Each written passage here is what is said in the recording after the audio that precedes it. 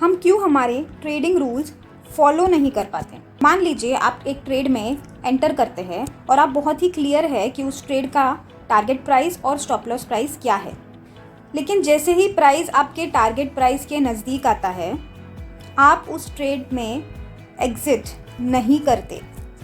ऐसा क्यों होता है?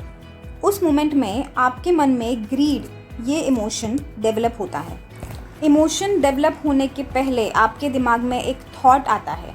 अब ये थॉट क्या हो सकता है? मान लीजिए आपको ये दिमाग में आया कि प्राइस यहाँ से और ऊपर जाएगा, इसीलिए आपने अपने टारगेट प्राइस पे एग्ज़िट नहीं किया। जस्ट ये एक थॉट कि ये प्राइस हो सकता है यहाँ से और ऊपर जाए, इस थॉट के वजह से आपके अंदर ग्रीड, ये इमोशन डेवलप होता है और इस ग्रीड की वजह से आप इमीडिएटली एक एक्शन लेते हैं। और वो एक्शन क्या होता है? You break your rule. आप टारगेट प्राइस पे एग्ज़िट नहीं करते, आप वेट करते हैं उस प्राइस को और ऊपर जाने के लिए।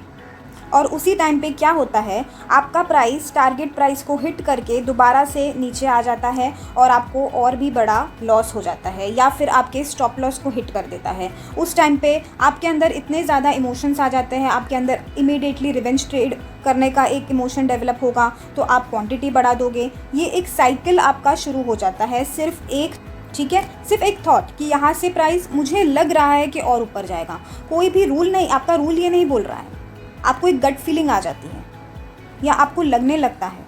उस थॉट के बेसिस पे आपके अंदर लालच, ये इमोशन डेवलप होता है और इमीडिएटली आप उस इमोशन पे एक्शन लेते हो। और जितनी बार भी आप अपने थॉट और इमोशन के बेसिस पे इमीडिएट एक्शन लेते रहोगे, ये मिस्टेक रिपीटेडली करते रहोगे, तब तक आपको लॉसेस होते रहेंगे। आप कभी भी प्रॉफिटेबल नहीं बन पाओगे या फिर आपको बहुत समय लग जाएगा प्रॉफिटेबल बनने के लिए, जब तक आप ये बात नहीं समझ लेते। So you have to focus on creating a gap between an emotion and action. आप अपने इमोशन के बेसिस पे जो डिसीजन लेते हैं मार्केट में, उसके बीच में एक गैप, एक साइलेंट गैप क्रिएट करना, एक पॉज क्रिएट करने पे आपको फोकस करना है। आपको नई नई स्ट्रैटेजीज़ नहीं चाहिए, आपको बहुत ज़्यादा टेक्निकल नॉलेज नहीं चाहिए। आपको सिर्फ ये फोकस करना है कि कैसे आप अपने इन थॉट्स और इमोशंस को, और जो कन्वर्ट हो जाता है एक्शन में, उसके बीच में एक गैप क्रिएट करें, एक पॉज क्रिएट करें, जिस वजह से आप बहुत सारे डिसीजंस मार्केट में नहीं ले और आपके लॉसेस भी कम से कम हो। I will see you in the next video. Till then keep trading like a yogi. Hare Krishna.